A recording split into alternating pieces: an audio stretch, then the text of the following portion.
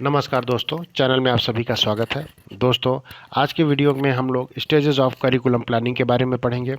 दोस्तों, वीडियो में आगे बढ़ने से पहले सबसे पहले हम यह जान लें कि करिकुलम प्लानिंग होता क्या है। दोस्तों, करिकुलम प्लानिंग के अंतर्गत हर समाज के अपने उद्देश्य व लक्ष्य होते हैं और उनसे विकास प्रक्रिया तय होती है। यह वांछित है कि बच्चे जो राष्ट्र के भावी नागरिक हैं, उन्हें राष्ट्रीय विकास में योगदान लायक बनाया जाए, जिससे पाठ्यचर्या वह राह है जिस पर चलकर बच्चा मनचाहे परिवर्तनों के लिए ढलता है। दोस्तों, इसी क्रम में आगे आपको बताते चलें कि पाठ्यचर्या विकास एक अनवरत तथा जटिल प्रक्रिया है। यह अनुसंधान कार्य का परिणाम होती है। इसमें सामूहिक चिंतन व विभिन्न विशेषज्ञों के कार्यों के योगदान की आवश्यकता होती है। दोस्तों, इसके लिए शिक्षा शास्त्री, प्रशासनकर्ता और शैक्षिक संस्थान भी मिलकर योगदान करते हैं। इसके लिए केंद्रीय स्तर पर एनसीईआरटी तथा राज्य स्तर पर एससीईआरटी पाठ्यचर्या संबंधी अनुसंधान व विकास में लगे रहते हैं। पाठ्यचर्या के विभिन्न चरण हैं जो इस प्रकार हैं। पहला है लक्ष्यों को सूत्रबद्ध करना। फ्रेंड्स, इसके अंतर्गत पाठ्यचर्या एक योजनाबद्ध शैक्षिक कार्यक्रम है। इसके कुछ लक्ष्य होते हैं और कुछ प्रक्रियाएं जिनसे इन्हें पाया जा सकता है।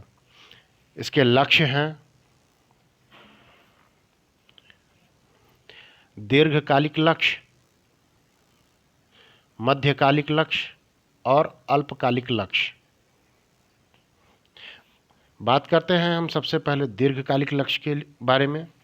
दोस्तों, इनके प्राप्त करने की आशा तब जगती है जब पूरी स्कूली शिक्षा समाप्त हो जाती है। ये लक्ष्य सालाना परीक्षाओं में या परीक्षा के बाद दिखलाई नहीं देते हैं।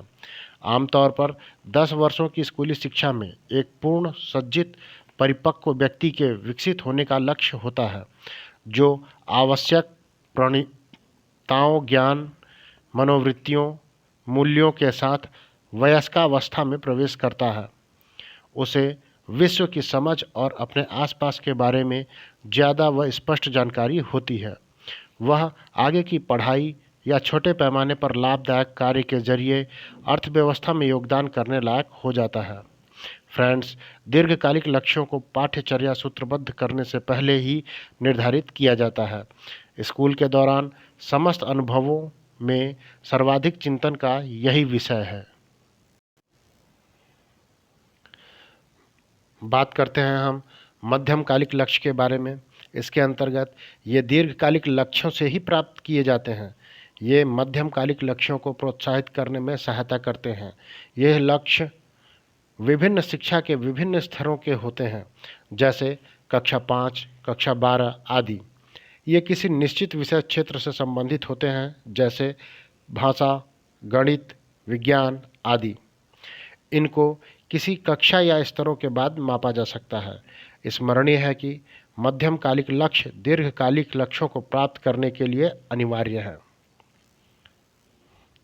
फ्रेंड्स, हम बात करते हैं अब अल्पकालिक लक्ष्य के बारे में। अल्पकालिक लक्ष्य, इन्हें विशिष्ट लक्ष्यों के रूप में जाना जाता है।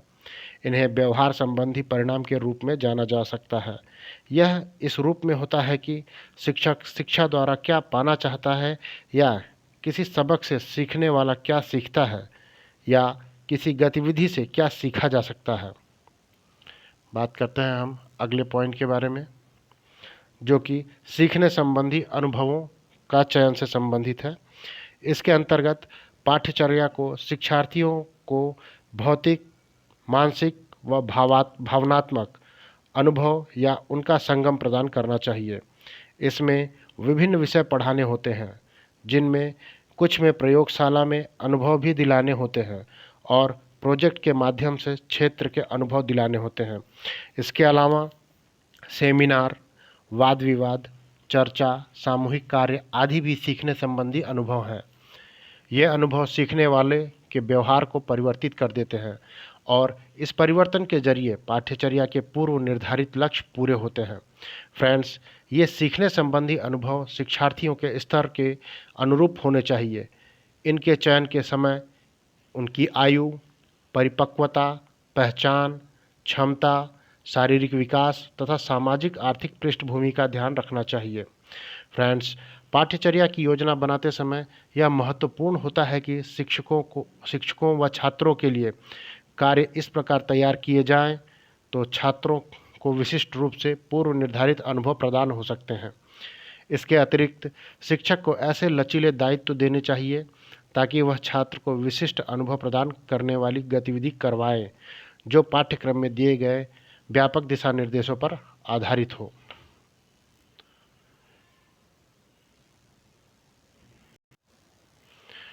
अगला पॉइंट है विषय वस्तु का निर्धारण। इसके अंतर्गत विषय वस्तु वह माध्यम है जिससे पाठ्यचर्या के लक्ष्य प्राप्त किए जाते हैं। विषय प्रजातांत्रिक, धर्मनिरपेक्ष, समाजवादी, समाज के विकास व उन्नति में योगदान करते हैं। अतः विषय वस्तु पाठ्यचर्या विकास के महत्वपूर्ण घटक है। पाठ्यचर्या में मूलतः निम्न घटक होने चाहिए। पाठ्यचर्या के क्षेत्र व अध्ययन के विषयों को वयस्क शिक्षा के आधार प्रदान करना चाहिए। यह आधार व्यापक होना चाहिए।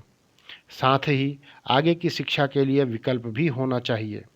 यह विकल्प सामान्य व्यावसायिक शिक्षा दोनों के लिए होना चाहिए। भाषाओं की शिक्षा पर जोर होना चाहिए। बच्चों को आगे की पढ़ाई के लिए संचार प्रवीणता हासिल करने के लिए भाषाओं में महारत हासिल कर लेनी चाहिए। दूसरी भाषा इसलिए पढ़ाई जानी चाहिए ताकि छात्रों को सीखने के दूसरे स्रोतों तक पहुंचने का अवसर मिल सके।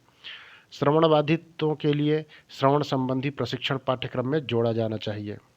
फ्रेंड्स, यह ध्यान रखा जाना चाहिए कि विज्ञान जैसे कुछ विषयों में निरंतर परिवर्तन होता रहता है, इसलिए उनके पाठ्यक्रमों को आधुनिक बनाया जाता है।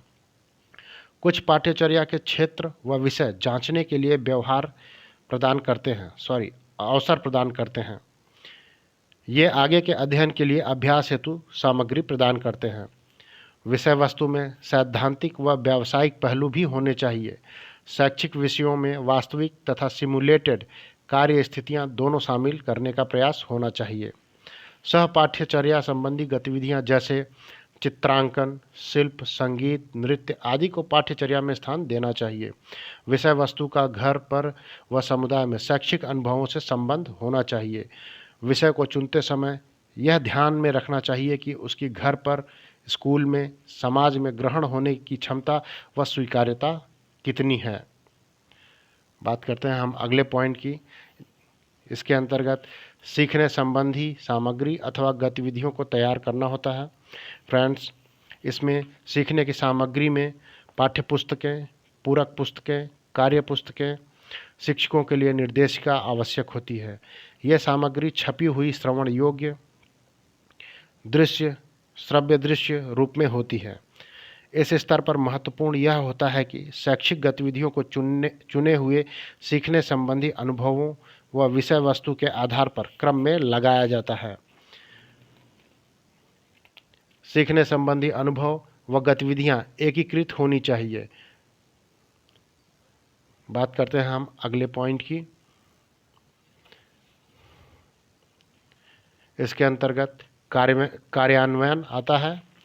कार्यान्वयन के अंतर्गत सीखने संबंधी सामग्री गतिविधियां तैयार करने के बाद अगला चरण विद्यालय में पाठ्यचर्या का कार्यान्वयन होता है। इसके अंतर्गत बोर्ड व राज्य शिक्षा विभागों द्वारा नई पाठ्यचर्या की बदली हुई आवश्यकताओं को पूरा करने के लिए शिक्षकों द्वारा पर्याप्त तैयारी की जाती है। शिक्षा सहायक उपकरणों की पर्याप्त आपूर्ति होनी चाहिए जिससे पाठ्यचर्या का कार्यान्वयन हो सके। नई पाठ्यचर्या की समुदाय में स्वीकार्यता बननी चाहिए।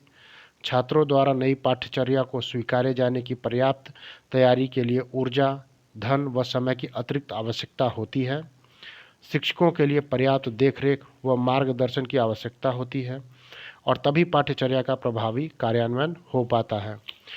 फ्रेंड्स, बात करें हम अगले पॉइंट मूल्यांकन के बारे में। मूल्यांकन के अंतर्गत पाठ्यचर्या विकास प्रक्रिया का अंतिम चरण मूल्यांकन होता है। पाठ्यचर्या के मूल्यांकन का उद्देश्य होता है उचित गुणवत्ता नियंत्रण, तभी पाठ्यचर्या में उपयुक्त संशोधन हो पाते हैं। यह संख्यात्मक या गुणात्मक या दोनों हो सकता है। मूल्यांकन सूक्ष्म स्तर पर भी हो सकता है और वृहद स्तर पर भी। सूक्ष्म स्तर के मूल्यांकन में विषय स्तर पर पहले से निर्धारित लक्ष्यों को कितना प्राप्त किया गया है या सीखने की हर गतिविधि पर कितना प्राप्त किया गया है, यह देखा जाता है। वृहद स्तर पर मूल्यांकन में पूरी पाठ्यचर्या प्रक्रिया, लक्ष्यों के चयन से प्रारंभ करते हुए इसके कार्यान्वयन की प्रक्रिया तक का मूल्यांकन किया जाता है।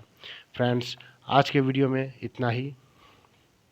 अगर वीडियो पसंद आई हो तो चैनल को लाइक, शेयर और सब्सक्राइब करना बिल्कुल भी ना भूलें। धन्यवाद।